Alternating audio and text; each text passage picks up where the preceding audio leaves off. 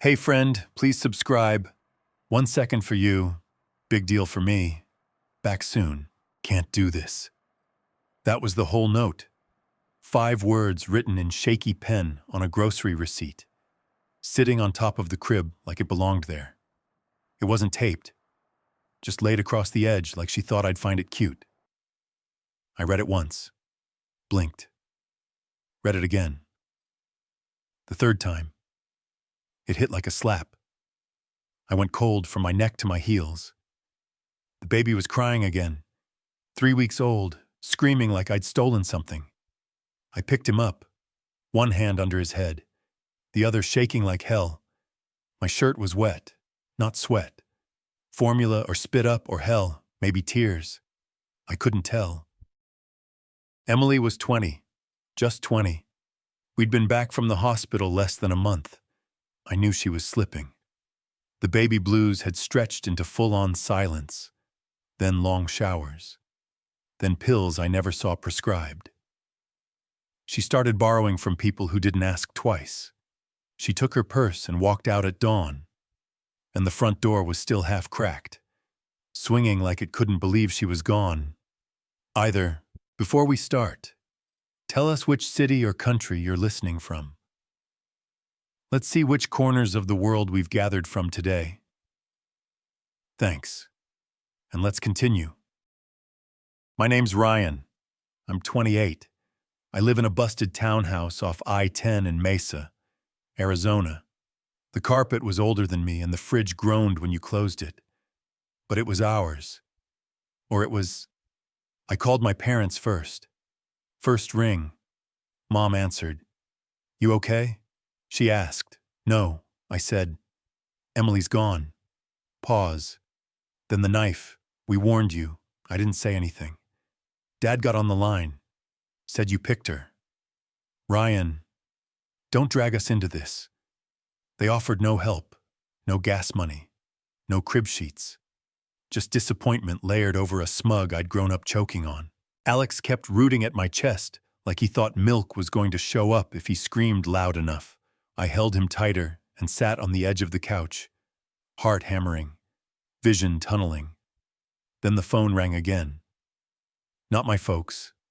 My landlord. You're solo now, he asked, not even pretending to care. Rent's due next Friday.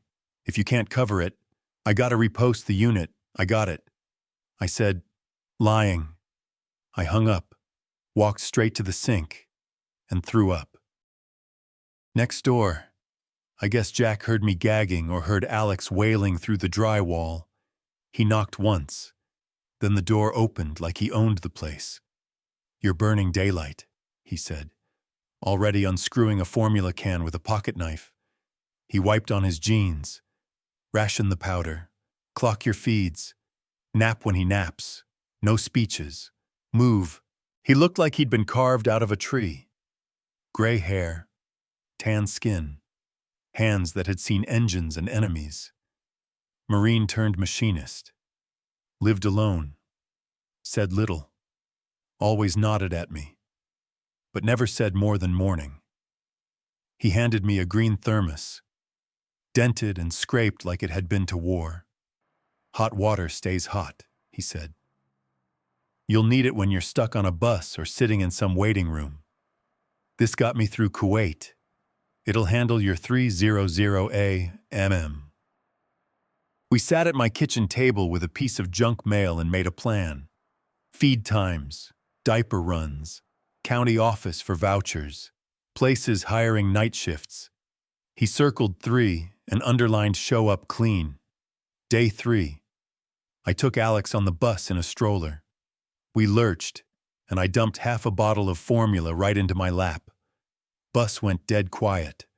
Some kid in a hoodie laughed. I just sat there dripping milk, trying not to cry. Jack's words stuck. Act first, explain later. I hit 5 job spots in a row with Alex strapped to me. Didn't beg, didn't whine. Just asked if they had hours that fit a single dad. Midnight came and I was back in the townhouse reading that note again. She'd taken her exit. I decided I was taking the wheel. I tucked the thermos under the crib and set 2 alarms. One for 2:10, one for 5:35. I didn't cry. I didn't collapse. I moved. A week later, I was back on the same bus line with Alex knocked out in the stroller, mouth open, his curls damp from the heat. I had my thumb pushing around nickels and dimes on my knee, counting transfers like it was a test I couldn't afford to fail. The woman across from me wore a dark gray jacket with tiny grease smears near the elbows and had a face that said she'd seen every kind of stupid twice and didn't flinch at any of it. She reached into her bag and handed over a travel pack of wipes and a business card without saying a word. I took both before my brain even caught up. The card read, "Secure lock, mobile locksmith." "You steady under fire?" she asked, nodding at Alex, who was making soft snore sounds like a broken fan. I shrugged and said, "I'm short on options." She gave a half smile that didn't reach her eyes. "We all are. I need someone who shows up, stays calm, and doesn't mind 2 a.m. doors. Trainee pay to start, schedule's flexible, interested." Lock work isn't magic. It's focus, patience, and hands that don't shake when someone's yelling about a kid stuck inside or a dog chewing drywall behind a locked door. Sarah let me ride along that same night. I left Alex with Jack, who only said, "Be here at 7 sharp, not 7:01, then shut his door like the conversation was done. Sarah worked quiet and quick, no wasted movement. I watched her swap a deadbolt on a rental in under 8 minutes and replace a mailbox lock at a small church like she was rewiring a toaster. After the 4th job, she pointed at the kit and said, "Your turn." I didn't overthink it, just followed her lead. The mailbox didn't fight back. My parents called twice that week, once to say, "You made your bed," and the next time to suggest I swallow your pride and move home. The catch: they had a full list of rules. No TV after 9, no junk food, no daycare. Mom would handle Alex. I hung up and blocked Dad for a while after that. Then something good happened. The county sent word we'd been approved for a daycare voucher. $450. It didn't sound like much, but it covered 3 afternoons a week at a center that didn't smell like bleach or cigarettes. Alex had soft blocks, clean snacks, and teachers who called him buddy without faking it. I took night shifts, graveyard jobs, whatever Sarah could throw my way. Sometimes I crashed in the van with the windows cracked, one hand still on my phone. Jack started running our mornings like basic training. He had this rhythm: wake, feed, burp, rinse bottles, stretch 5 minutes, stroller loaded, coffee poured. "You stick to a rhythm," he said, wrapping the thermos like it was sacred. "Bad days won't knock you clean over." Saturday, I turned one of our moving boxes into Alex's kitchen, used a bungee cord to rig a shelf, borrowed one of Jack's old thermoses for a coffee pot, and added a plastic ladle in a pan from the dollar bin. Alex took it seriously, stirred his pretend soup, handed me cups of invisible coffee, told me it was extra spicy. I played along and told him it was too strong, and he laughed so hard he dropped the ladle. Felt like winning the damn Super Bowl. Sarah noticed the little things. "Your timesheets are clean," she said one night while sorting tools in the back of the van. "Your van's cleaner. You don't cancel. You don't complain. You ask 2 questions and fix the thing. You want more hours, only if I can stack them around the kid," I said, rubbing my neck. She grinned, handed me a small power drill with, "Don't lose this. Ryan," written on the side in Sharpie. "We can build a ladder out of that." She moved me up to on-call evenings 3 times a week, plus Saturday mornings. Things weren't smooth, but they moved. Back home, the HOA's new property manager, Brian Hayes, had started sniffing around like a bloodhound. First, it was a notice about Jack's garage door paint fading unevenly. Then, it was his flag bracket. Then, the lawn edging line. I wish I was joking. 2 inches off, he claimed. Jack called it tin badge nonsense. But I started logging every single notice in a folder. Alex took to the daycare better than I expected. He came home showing me how to wash hands the clean way. And once he pointed at a pigeon and yelled, "That's not a chicken." So loud the bus driver snorted. Sarah told me once, "You've got calm hands." "That's rare," Jack said. "Don't say anything you can just do," Alex said. "Daddy, soup," and handed me a spoon with nothing on it. That was my week. Again and again. No applause, no miracle, just grind. I slept when I could, stayed moving when I couldn't. Nights were for jobs and bottle cleaning. Mornings were toddler chaos and burnt toast. But I kept the thermos full and Alex fed. I didn't have room to dream. I had room to function. And that was enough for now. Lockouts at 11 at night make you appreciate silence like it's gold. When everything goes right, you barely make a sound. Just the click of the pin setting, the soft rattle of a latch, and you're gone. But when it's bad, babies wake, dogs bark, and neighbors peek through curtains like they're auditioning for a crime show. I learned to stand where porch cams could see me, and always leave the receipt in plain sight. I kept my voice low and my stance neutral. You treat people and doors the same. Both can slam when you least expect it. One Tuesday, I was flat on my back under a storefront deadbolt, hands cramping from the angle when my phone buzzed on the sidewalk beside me. I thumbed it to speaker without looking. "This is Miss Laura from Alex's daycare." "He's fine. Just a heads up. He's low on pull-ups. Can you bring some tomorrow?" I nodded like she could see me. "Yeah, absolutely. I'll drop them off early." I hung up, flexed my fingers, and went back to coaxing the deadbolt loose. Don't tell me men can't multitask. We just don't build shrines to it. Sarah had me on tighter rotations by then. She'd double-check my kit in the morning, quiz me on key machine errors over coffee, and still expect me to hit calls like I'd been doing this 10 years. "Key machines don't care about excuses," she said once, handing me a clipboard. "Neither do customers. You do your checklist. You breathe. Then you talk." I wrote it down and lived it. That order worked better than any pep speech. That same week, my mom sent me a text, paragraph long, full of guilt disguised as worry. Said it was hurtful that I posted Alex's first haircut without mentioning the grandparents who tried to warn you. I started typing not helpful back, but stopped, deleted it. Instead, I took Alex to the park and taught him to kick a ball without falling. Jack sat on a bench, sunglasses on, arms crossed, looking like a watchdog in retirement. I plopped down next to him when Alex wandered toward the sandbox. "You're doing fine," he said, still watching the kid. "Ignore noise. Keep going." We had one night I'll never forget. I missed the 2 a.m. alarm. Woke up at 3:20 in a panic. Alex was awake, humming some tune to himself in the crib, pacifier on the floor, diaper soaked.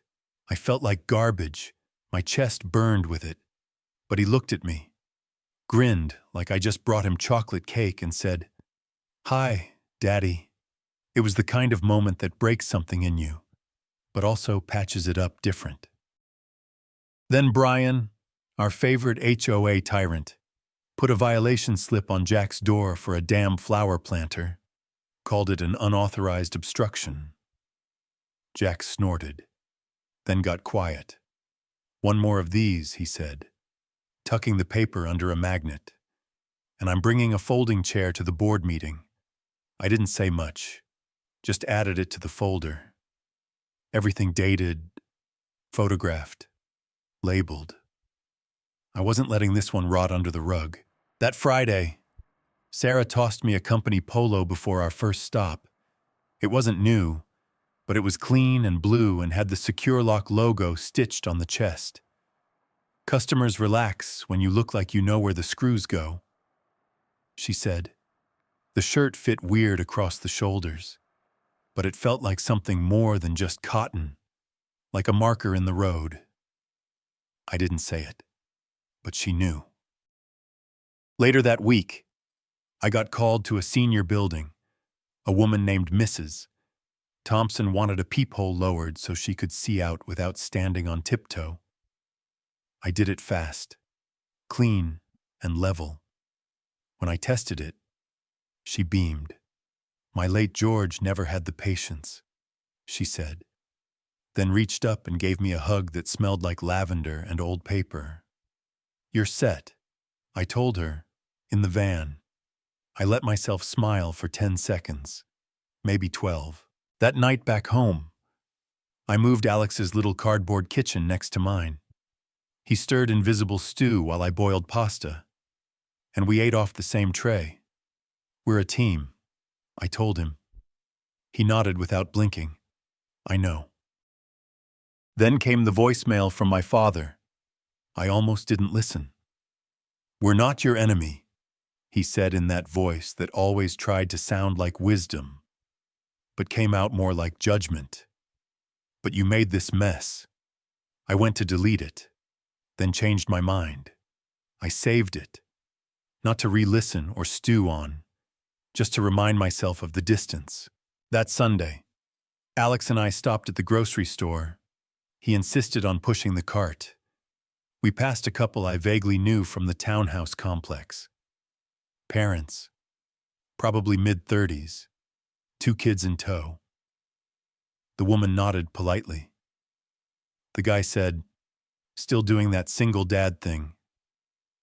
I looked him straight in the face, still doing that mouthy stranger thing. He blinked like I slapped him with a math test. I pushed the cart on and let Alex pick out a yogurt. Later that night, I sat with Jack while Alex fell asleep on the floor in front of the fan. I told him about the voicemail, about the guy at the store. You're going to hit a point, he said, sipping black coffee from that old green thermos, where you stop explaining yourself to people who don't do a damn thing for you. That's the line. You'll know when you've drawn it. I nodded, but I already knew. I'd drawn it the moment I told my mother nothing was missing from that haircut picture. No grandparents, no shame, no guilt-shaped apologies, just me and the kid and the scissors. That line wasn't temporary. I planned to keep it there. Alex was 5 and built like a spark plug, sturdy, wired for motion, full of questions that didn't come as a storm, but as pebbles in a boot. You don't notice at first. Then they're all you can feel. We were out front under the shade tree by Jack's driveway, a half-dozen toy trucks scattered across the dirt like a wreck site.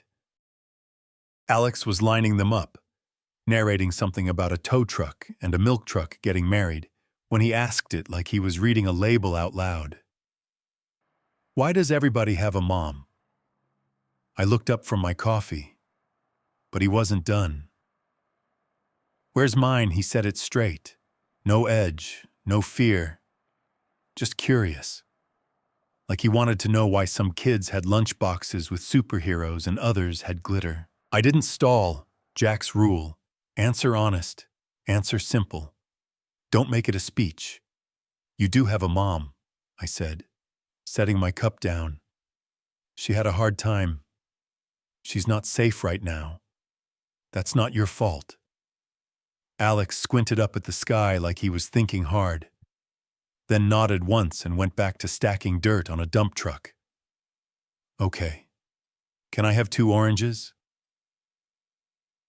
I cleared my throat.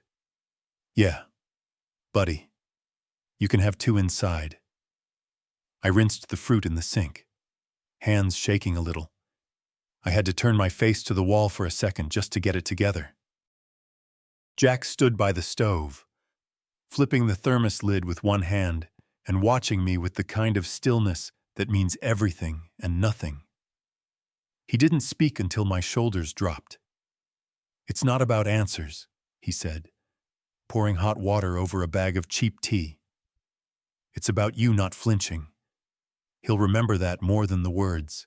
That night after Alex went down, I laid out his school clothes, tiny cargo pants and a red t-shirt with a faded dino print.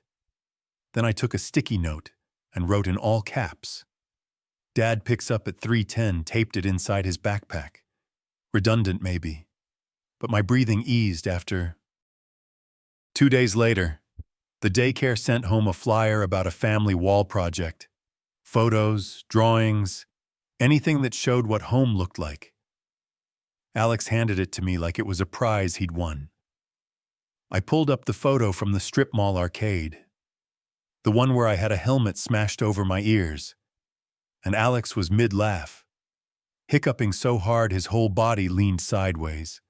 I printed it at the library, cropped it, stuck it in a folder, and dropped it off at daycare with the rest of his stuff.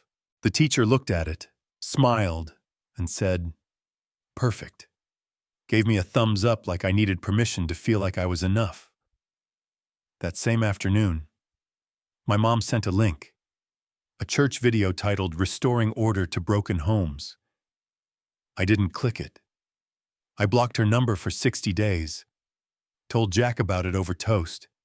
"You stretched before the run," he said, folding his newspaper without looking up.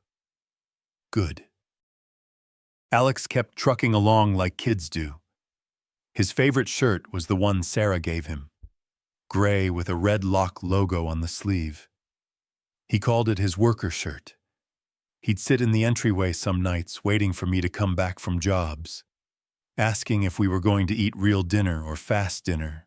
Sarah heard about this question. Not because I told her, but because she catches things on my face before I do. We were driving back from a job, her behind the wheel, eyes on the road. She asked, "You handled it, I think so." I said, "Didn't lie, didn't panic." She nodded, flicked on the blinker. "You think about next year?" "Kindergarten, I'm thinking about Mother's Day first," I said, "and the bring a special lady crafts they like to spring on kids like it's harmless." She tapped the steering wheel. "We'll make our own days. Company picnic. Secure Lock's got room for toddlers and old Marines." That night, Alex dragged his box kitchen under the dining table and turned it into a cafe. The green thermos sat in the middle like a centerpiece. He poured imaginary tea into 2 plastic cups and handed one to Jack with both hands. "This one's spicy," he said, very serious. Jack sniffed it, nodded. "Smells dangerous." "Chef." They toasted with Alex's chin up like this was some Michelin-rated operation. After he went to bed, I found one of his drawings in my work bag. Stick figures holding hands. A square with wheels under it labeled "Our Lock Van." No mom in the picture. Just me, him, and Jack's hat on a third blob with boots. There was no sadness in it, just fact. I sat on the porch with the thermos, watching the yard lights flicker on. For the first time in a while, I didn't feel like I was waiting for the other shoe to drop. The next morning, I dropped Alex off early and told the teacher he might ask more questions soon. She nodded. "We don't give kids all the answers," she said. "We give them space to hold the ones they get." That hit me harder than I expected. I didn't flinch when Alex asked where his mom was. That mattered. I didn't lie. That mattered more. And when he smiled and said, "Can I have 3 oranges next time?" I told him, "Sure." No hesitation. Spring didn't ease in that year. It slammed the door open. Rain beat the gutters sideways, and every lock in town swelled like it had something to prove. Deadbolts stuck, handles stripped, tenants yelled, landlords panicked. We were slammed. Sarah started routing calls straight to me. "You don't get flustered," she said. "That matters." She didn't have to say it twice. I was already in motion. She signed me up for state certification and handed me a study guide thick enough to kill a squirrel. "Don't overthink the test," she told me, handing me a second folder labeled shortcuts. Ryan proofed. "You overplan in a good way. Use it." I studied on the couch, Alex laying toy cars in perfectly spaced rows across my legs like I was a racetrack. I read sections out loud to myself until he started parroting the words camlock and strike plate like they were names of superheroes. I passed with 92%. Not a trophy score, but I don't need ribbons. Sarah slapped the test results against my chest and said, "There's your green light." Then she added me to a few commercial jobs and told me to handle the customer quotes when she was on another line. "You're the steady one," she said. "Don't lead with charm. Lead with proof." Sunday rolled around, and I was scrubbing Alex's rain boots at the front door when a knock hit like a courtroom gavel. My folks, no warning, just standing there with a box of groceries and the kind of tension that hums behind the eyes. "We thought we'd help," Mom said, stepping in without waiting. She sat down the groceries and immediately opened her mouth like she was waiting in a confessional. "Alex needs older women around. Ryan, you can't be both." I didn't even let it soak. "Thanks for the peaches," I said, holding the door open like it was a lifeboat. "We're fine," Dad chimed in as he shuffled his feet. "You're proud. That's the problem." "No, sir," I said, squaring up without raising my voice. "I'm busy." 2 steps behind me. Jack appeared like a tree moving on its own, arms crossed, stone-faced, silent. That was all it took. They left with tight mouths and no offer to return. Later that week, Sarah brought Alex a little red toolbox made of snapped-together plastic with his name painted on the side in white. "Don't mix it with Dad's," she told him. Alex stared at it like she'd handed him a treasure chest. "Can I keep it forever?" he asked. "Long as you don't lose the screwdriver," she said. We took it to the neighborhood fix-it fair at the rec center that Saturday. Local teens lined up to learn how not to strip screws or ruin their door frames with YouTube advice. Sarah floated around answering questions while I did demos. She watched me work like she wasn't just checking a box. She was taking notes in her head. Later, we packed up the van. She leaned against the open door and asked, "How's your week?" I told her straight. One rough night, one wet ceiling, one Alex tantrum about socks being too spicy. She didn't try to fix any of it, just nodded. "Mine wasn't better," she said. I asked about her schedule. She didn't joke, didn't deflect, just told me what she was balancing. When she left, she tapped the thermos in my cup holder. "Bring that to the big jobs," she said. "It's your mascot now." Meanwhile, Brian Hayes decided to escalate the HOA war. Jack swapped out his porch bulb for one that actually lit the damn stairs. And Brian came back with a threat over unauthorized exterior lighting. "Perfect," I said when Jack handed me the slip. "Keep it all." I scanned every violation, time-stamped, and sorted them into a new folder labeled Hayes. I wasn't just watching anymore. I was tracking patterns. A few days later, Alex came home with a flyer for Special Grown-Up Day. He handed it to me like it was an invitation to the moon. "You're my special grown-up," he said, pointing at the calendar. Every day. I didn't cry, but I took a picture of the flyer and sent it to Jack with a thumbs up. Sarah came by the shop that night with a new key ring and handed me a set. "Shop keys," she said. Use the tools off hours if you need to. You've earned it. The way she said earned stuck in my chest. It wasn't just a job anymore. It was something with roots. She lingered a second longer than usual, and I didn't move to fill the space. That next Saturday, Alex fixed a drawer in the kitchen using a plastic wrench and 3 foam nails. I told him it looked perfect. He said, Sarah said, always double-check the screws. She was in his vocabulary now. Not just a name, part of the structure. That night, we were loading up the van after a late call. Rain had soaked the back lot. She handed me a rag for the seat and said, You're different than when I met you. Cleaner van, I said, trying to dodge. No, she said. That, too. But you walk different, like you know where the ground is now. I didn't answer right away. The rain dripped off the edge of the door. I looked at her, and for the first time, it wasn't boss and employee. It wasn't a line we crossed. It was one we acknowledged. I'm trying to hold steady, I said. You're doing more than that, she said, then handed me a thermos refill like it was a ritual. I watched her walk back to her truck. She didn't look back. She didn't need to. Something had shifted. Not fast, not loud, but real. The morning it happened, I was elbow deep in a stuck cylinder at a dentist's office that smelled like bubblegum and bleach. I had my gloves on, my toolkit open, and Alex's drawing of a locked superhero folded in my back pocket when my phone buzzed. The notification hit like a punch I didn't see coming. A Facebook message from Emily. 4 years. No contact. Just her name in blue and a message that said, I'm clean now. I want to see my son. No punctuation. No detail. No warning. It hit like glass breaking in a quiet room. I stared at the screen until the guy behind the front desk asked if I needed a different drill head.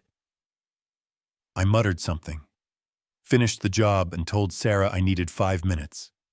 She saw my face and just nodded. That night, I took the message to Jack first. He read it once, didn't react, just sipped from his mug and said, supervised or not at all.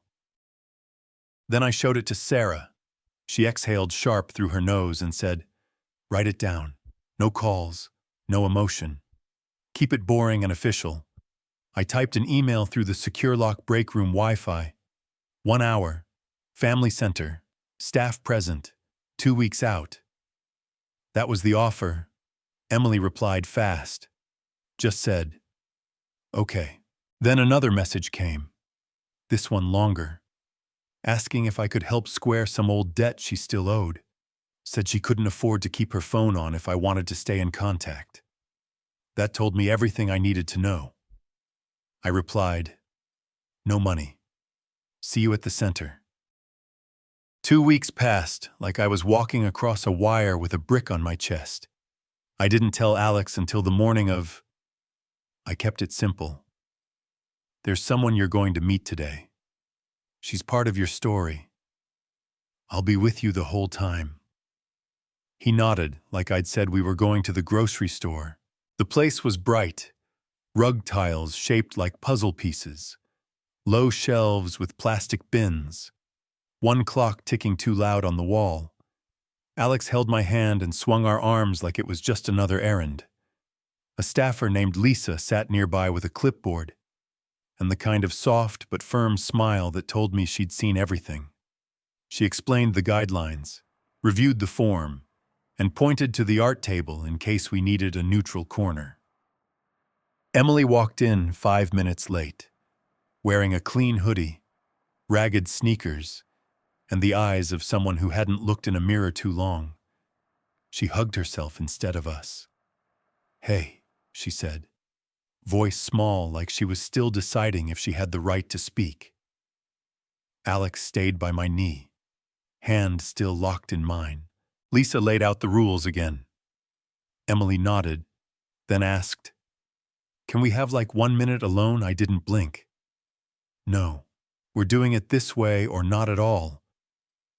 She pressed her lips tight, but didn't argue.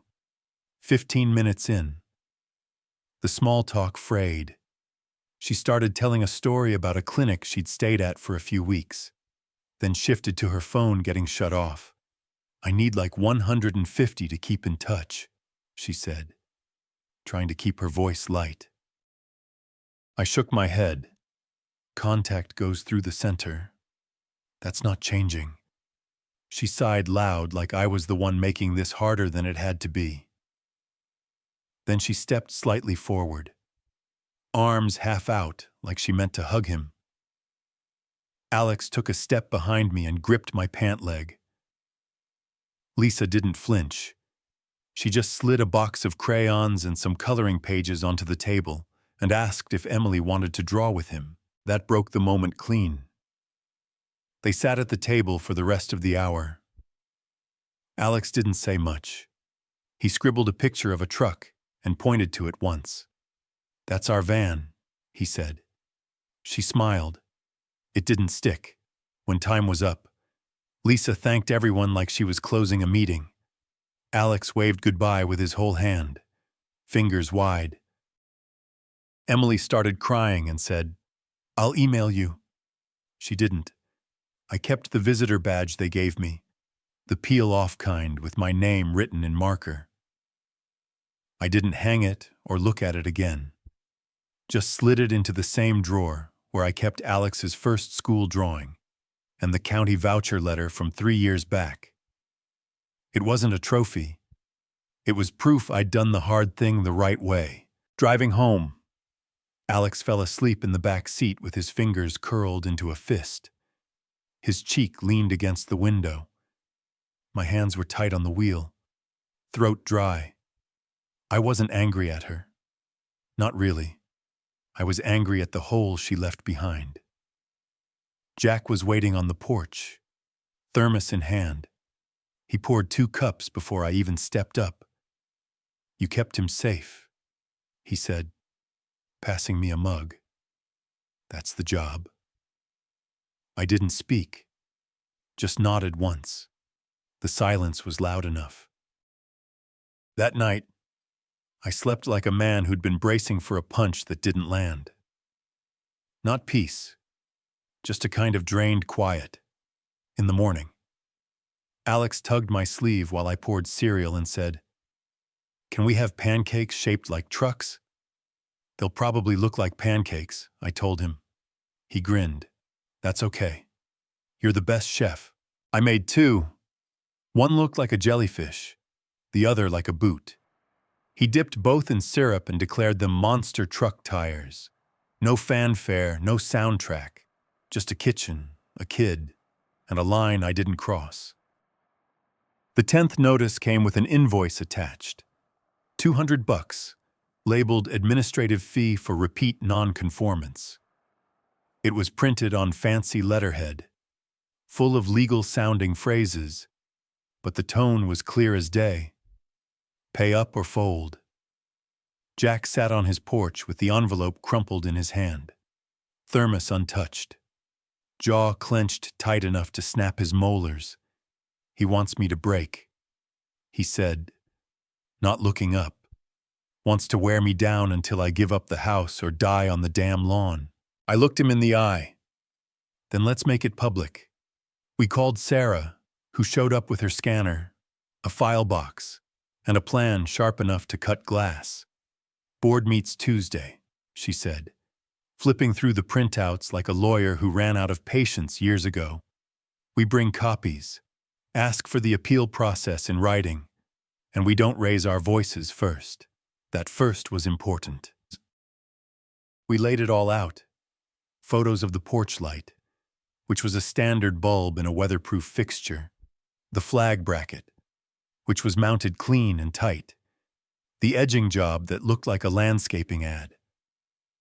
I printed the HOA bylaws and highlighted the sections Brian skipped when he wrote those citations. Alex's job was to hold the manila folder and not drop it. I told him it was mission critical, and he took it like I'd handed him a nuclear football. Tuesday came and we dressed like we meant it. I put on the clean, secure lock polo. Alex wore jeans without paint on them, and Jack shaved. The man didn't say a word about it. But he did. The HOA board sat in a strip mall conference room that smelled like old carpet and bitter coffee. Brian opened with a smug little gavel tap and said the meeting was closed to public comment unless scheduled in advance. I stood up anyway. "We're here to ask for the board's formal appeal procedure," I said, "and for a review of the citations against Mr. Jack Briggs." Brian raised the gavel again, but I was already posting a photo of the 8 violations to the community Facebook page. I tagged the HOA, used the words pattern of harassment, and hit send. People started sliding into the room. Quiet at first, then louder. Some stood in the back. A few brought printed notices of their own. Sarah stood up when it got hot. Her voice was even calm. "We're not here to fight," she said, stepping forward. "We're here to follow the rules you wrote." She laid each citation flat on the table in front of the board members, said the word baseless 3 times, and broke down each one by section number. Brian started to argue about the porch light. When Jack finally spoke, he leaned forward, placed both hands on the table, and said, "Gentlemen, I've bled on hotter sand than your parking lot. Treat me fair or put it in writing." That room went still. A woman in the back clapped once. Then someone else did. The board didn't clap, but they flinched. They rescinded 5 citations on the spot. Said they'd review the other 4. Brian looked like a man who'd swallowed a lemon, and it turned sideways halfway down. Outside, we didn't celebrate. We walked out steady, heads up, but I caught Alex whispering to Sarah, "Did we win?" She bent down and said, "We're not done, but you did your job perfect." The next morning, I dropped Alex off at daycare and circled the block once before heading to the shop. My gut was still tight. Something was unfinished. I started digging. Nothing deep. Just followed a hunch. A couple phone calls. A chat with Miss Evelyn, who lived across the street from Jack and kept everything. Everything in manila envelopes stacked like bricks. Brian had been double billing administrative fees to 3 widows on our block. No hearings, no forms, just surprise charges stapled to fake maintenance reviews he'd mailed himself. Sarah got us a contact at a legal aid clinic she'd worked with before. We helped the ladies file disputes, sent letters, attached the bylaws and the receipts. Then we published it quiet, clean, documented on the same Facebook thread. I didn't expect fireworks. We weren't looking for drama. We just dropped truth in the middle of the room and let it speak. 2 weeks later, Brian resigned for personal reasons. No ceremony, no apology. He left a final notice in Jack's mailbox, unsigned, and waved at me at the community mailboxes like his arm weighed 50 pounds. I nodded once, didn't wave back. That weekend, Jack framed all 8 citations, hung them in his garage above the workbench like a plaque. "That's a trophy," he said, tapping the glass. "I earned every one of these by breathing and not bending." I thought about my father's old voicemail. "You made this mess." Then I looked at Jack's frame. Yeah, this was the kind of trophy I wanted hanging in my corner of the world. Sarah came by that night with dinner in a paper bag, and her hair pulled back in a way that made her look younger and somehow more solid. She watched Alex build a tower out of socket wrenches on the floor and said, "You 3 are a problem when you get organized." I laughed, but not loud. Then she looked at me in a way that made it hard to remember how to breathe regular. "You did right by him," she said, glancing toward the garage. "Not many people stand up for their neighbors once the weather changes." He stood up for me first. I said, "Day 1. We sat on the porch while Alex talked to himself inside, turning tools into dinosaurs. I poured 2 cups from the thermos and passed her one. She didn't need sugar. Some people win by stepping on others. Brian thought he was that kind, but we won by staying on our feet. Steady, straight, and loud only when it counted. And sometimes when the dust finally settles, the reward isn't money or praise. Sometimes it's just knowing the porch light stays on, and the man who installed it isn't going anywhere." The van was parked right in front of the shop under a camera we hadn't realized was fake. They didn't even bother smashing a window, just jimmied the side door clean like someone who knew what they were doing. 2 high-end key programmers, a laptop with all our service logs, and a box of blanks the size of a beer cooler. Gone. Just like that. Insurance would cover some of it, but not speed, not the hours lost, not the damage to momentum. Sarah sat on the floor of the back room, her back against the wall, knees bent, hands locked together tight. Her eyes were closed like she was bracing for a wave that wouldn't stop coming. I didn't say anything at first. I made coffee, poured it into the old green thermos, the same one Jack gave me 4 lifetimes ago, and filled the cup. I set it next to her hand. "We lock locks," I said. "We also get back up." She opened her eyes, picked up the cup, and drank like she needed it more than air.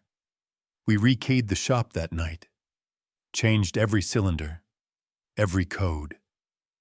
Sarah routed the emergency line to her cell, and I mounted a camera with real motion alerts. Alex slept on a mat in the corner under his backpack, a heel kicked bare, mouth open. He didn't even stir. We worked until 2:00 a.m.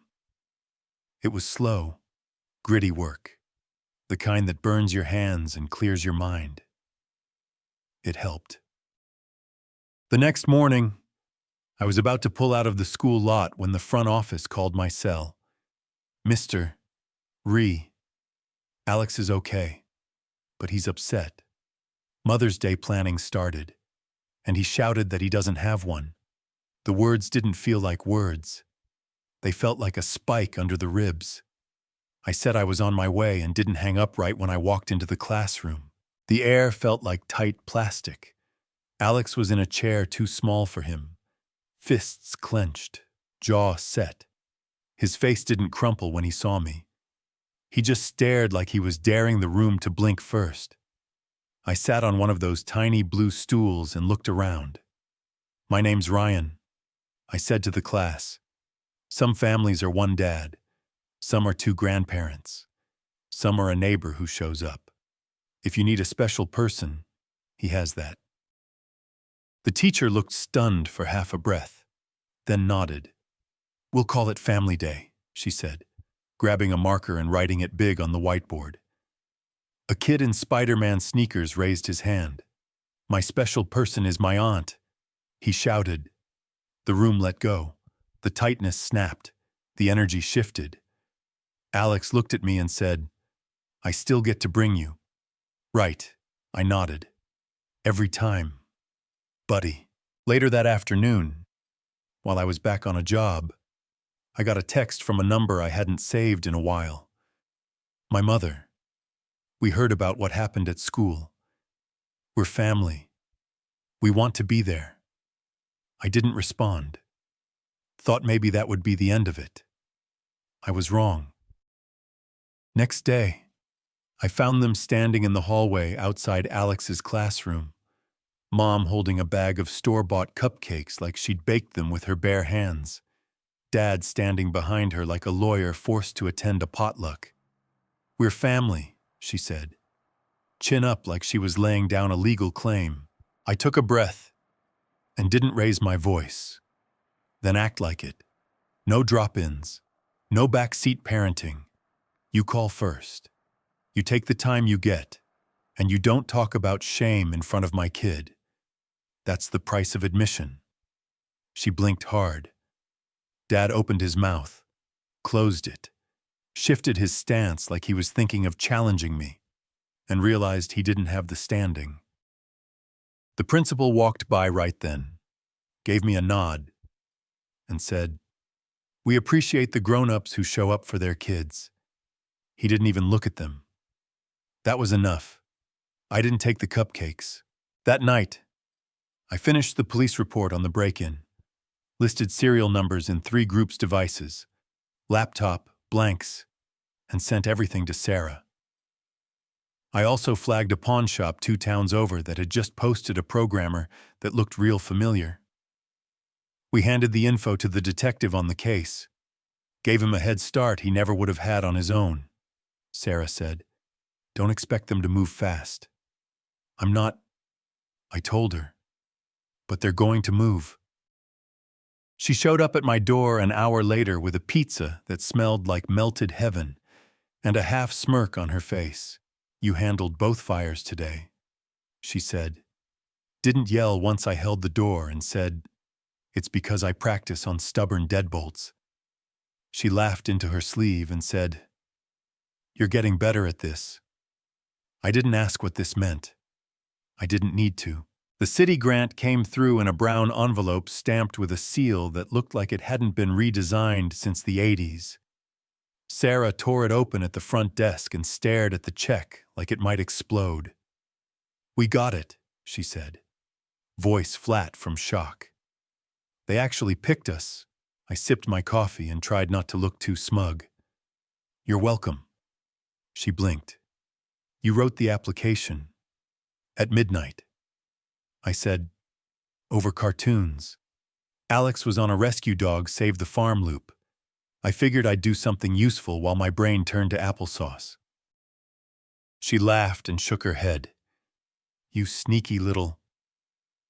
Then didn't finish the sentence. Just pulled a sheet from her desk drawer and slid it across to me. "Profit share proposal, typed, signed, ready." "You're not just reliable," she said. "You make the ground feel solid. Come in deeper." I read it twice. My pulse hit the back of my neck. My eyes flicked toward the clock. Calculating hours. "I'm a dad first," I said. "If this pulls me away from him, it's a no." She nodded. "I like you more for saying that. Let's work the hours around him, not the other way." So, we rearranged the schedule. I'd stack my shifts tight while Alex was at school and knock out admin work from home after bedtime. It wasn't perfect, but it fit. Right around then, Jack's limp got worse. He brushed it off at first, blamed weather in the joints, but when he nearly fell getting out of the truck, I put my foot down. I drove him to the VA clinic, sat with him through check-in, and waited in a room where the TV was stuck on some game show that made me want to throw a remote. I texted Sarah to reassign 2 jobs. She just texted back, "Done. Don't rush. No lecture. No next time plan better. Just done." The same week, I got a letter in the mail, handwritten, long loops. It was from Emily. "I'm staying. I won't ask for money. I'm sorry." That was it. Simple, honest. No plea at the end. I put it in the drawer with the family center visitor badge. I didn't tell anyone. I just let myself hope for her quietly. Then the school sent home a flyer about career day. Alex pulled it out of his backpack like it was gold. "You have to come," he said. "You have the van and everything." I brought the van, a crate of old locks and Alex and a secure lock hat 2 sizes too big. The kids cared way less about pin tumblers and way more about whether the van had a siren. "Where's the button?" One kid asked, I said. "You think I'd survive if I gave this guy a siren?" and pointed at Alex. He puffed up with pride. Later that day, my mom texted a photo of Alex from when he was 2. 1. She printed off my old Facebook. Under it, she wrote, "We miss him." I stared at it for a long minute. then put the phone down and bought Alex a snow cone from the food truck near the school. We sat on the curb, tongues dyed blue, sticky hands. Nothing heavy. That night, Sarah stopped by with a toolbox in her hands and a tired smile. Alex was already asleep on the couch, toes splayed like a starfish. "Dinner?" I asked. She shook her head, already had eggs standing up at the shop. We made toast. I scrambled some leftover hot dogs with eggs and we ate standing at the counter, passing the mustard back and forth. After she dried dishes, I wiped the table. Her hand brushed mine over the dish towel and didn't move. "Someday," she said, eyes still on the sink. "When you're ready." I didn't flinch. I didn't joke. I just said, "I'm getting there." She squeezed once and let go. The next day, Jack handed Alex a child-safe whittling set with a look that said, "This comes with lessons," even if he didn't say it out loud. We sat on the edge of the yard carving sticks. Alex listened like the wood had secrets. Then we started prepping for the Secure Lock open house. Flyers went up. Customers got invites. Sarah ordered a bounce house because she said, "We're either serious or we're fun. Let's be both." I promised coffee you can stand a spoon up in and filled the thermos anyway. Didn't matter how good the turnout was. What mattered was, this thing we were building wasn't leaning anymore. It could hold weight. It could hold us. The parking lot smelled like grilled onions and new rubber. Bounce house vinyl baking in the sun. Smoke curling off the flat-top griddle we rented from a guy named Donnie who insisted on flipping everything with a wrench. We set a table with old locks and tiny screwdrivers, and a mason jar with duct tape across the front that said, "Neighborhood Lock Fund. Pay what you can." Jack's idea, folks shouldn't be scared behind a broken door. He'd said, simple, no lecture. My parents showed up before the official start. They stood near the chain-link fence like they weren't sure who they were allowed to be. Mom waved at Alex like she was afraid it might snap her wrist. Alex waved back without slowing down, then threw himself headfirst down the bounce house slide, legs kicking in the air. He popped up laughing and gave me a thumbs up like I'd planned the whole day just for him. Maybe I had. Jack came in slower, knee stiff but steady, wearing a short-sleeve button-down I didn't recognize. Pressed clean, white with gray stripes. "Don't make a speech," he muttered as he passed. "You'll cry. Then I'll have to fake a heart attack to change the subject." I gave him a side glance. "You threatening me with an ambulance now? Only if you get sappy," he said. But his mouth twitched at the corners. Sarah showed up mid-rush, hair pulled back, blue shirt tucked into jeans, wearing the Secure Lock jacket I had tailored for her behind her back. She didn't say a word about it, just rolled up cables and secured a speaker to a folding chair like she was born doing it. She stood next to me with a paper plate balanced on one arm, half a bun and a pickle slice. "You seeing this?" I asked. "I see bounce house lawsuits waiting to happen," she said. "But yeah, it's good." We raffled off a fireproof safe, a grocery gift card, and a dad and kids shop day that Alex announced himself. I drew names. Jack heckled everyone. Make sure they can actually lift a wrench. A widow from 2 streets over, won the safe and hugged my elbow so hard I couldn't feel my hand for a minute. That's when I grabbed the mic. Hadn't planned to, didn't write a speech. But sometimes the moment shows up and dares you to stay small. "Thank you," I said, voice low but clear. "For letting a guy with a baby on his chest fix your doors. For not minding formula stains on a van in year 1. For answering when we knocked." I paused, looked out at Alex, chasing another kid in circles, and Jack watching with crossed arms and a proud kind of stillness. "I had help," I said, "from a neighbor who didn't blink. From a boss who noticed steady more than loud. And from a kid who thinks I invented pancakes. I held up the green thermos. The dents caught the light just right. This thing kept me upright. And the man who gave it to me taught me to get up early and shut up about it. I walked it over to Jack and handed it to him with both hands. He took it, blinked behind those sunglasses, then said, "It's yours, but I'll keep it on my porch when you need a refill." We both pretended we weren't soft. We didn't fool anybody. When the noise dipped, Sarah stepped up and tapped the mic. "Since he won't do it, I will. Ryan's a partner now. He earned it with a calendar, a wrench, and 1,000 quiet choices. People clapped, nothing wild, just real. I stood there and let myself feel it. Later, after the bounce house sagged and the coffee ran cold, Alex crawled into my lap on the shop step, arms sticky, hair full of crumbs. "Are we a family?" he asked, not looking up. I kissed the top of his head. "We always were." Sarah sat beside us and took my hand. "Ready?" she asked, just above a whisper. I nodded once. Yeah, we told him together. No big reveal.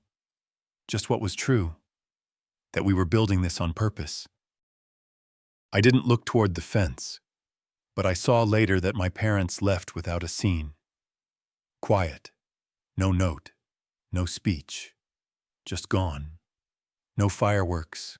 No parade. Just a shop that smelled like metal and donuts. A thermos with new fingerprints. And a boy who fell asleep in my arms. It was enough. It was ours. Would you draw hard boundaries with judging family and exes to protect your kid? Share in comments. If this resonated, please like and subscribe. Huge for us. One click for you. YouTube picked this for you. Tap it.